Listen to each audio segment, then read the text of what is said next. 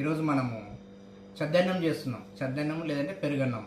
దీనికోసం కావాల్సిన ఐటమ్స్ ఏమేమి అంటే చద్దన్నం కోసం రైస్, తర్వాత పాలు, తోడేయడానికి పెరుగు, సాల్ట్, ఉల్లిగడ్డ, మిరపకాయలు, మళ్ళీ ఇవన్నీ వేయడానికి ఒక కుండ. చద్దన్నాన్ని ఎలా చేయాలో చూపిస్తాను.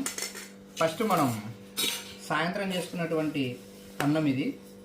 దీన్ని మనకు కావాల్సినంత కుండలోకి వేసుకోవాలి.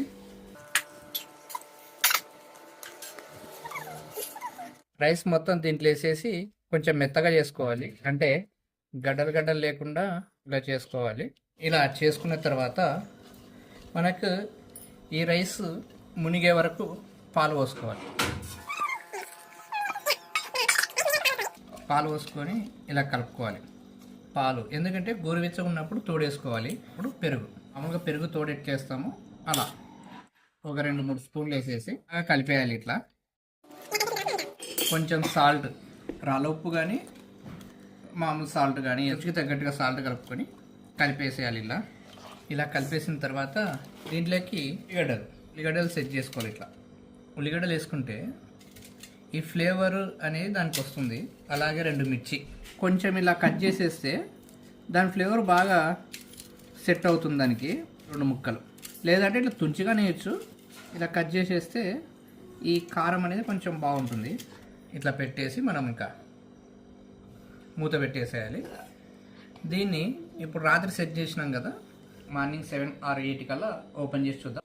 హాయ్ ఫ్రెండ్స్, రాత్రి మనం 10 గంటలప్పుడు పెరుగన్నం అదే చద్దన్నం రెడీ చేసి పెట్టాం కదా. ఇప్పుడు మార్నింగ్ 8 అయింది.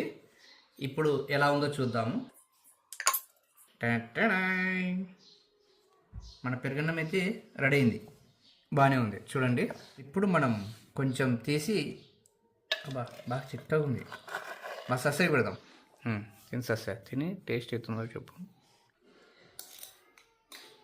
ఉల్లిగడ్డ అట్లా కొరుక్కో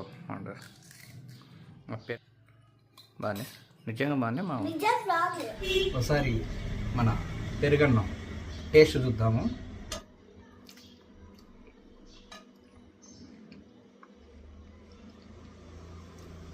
బాగుంది. ఫస్ట్ టైం చేసినా కూడా చాలా సూపర్గా వచ్చింది. కాబట్టి ఇది టిఫిన్లోకి బాగుంటుంది. ఎందుకంటే ఫర్మెంటేషన్ ఎక్కువ ఉంటుంది కాబట్టి మన హెల్త్కి చాలా బెస్ట్.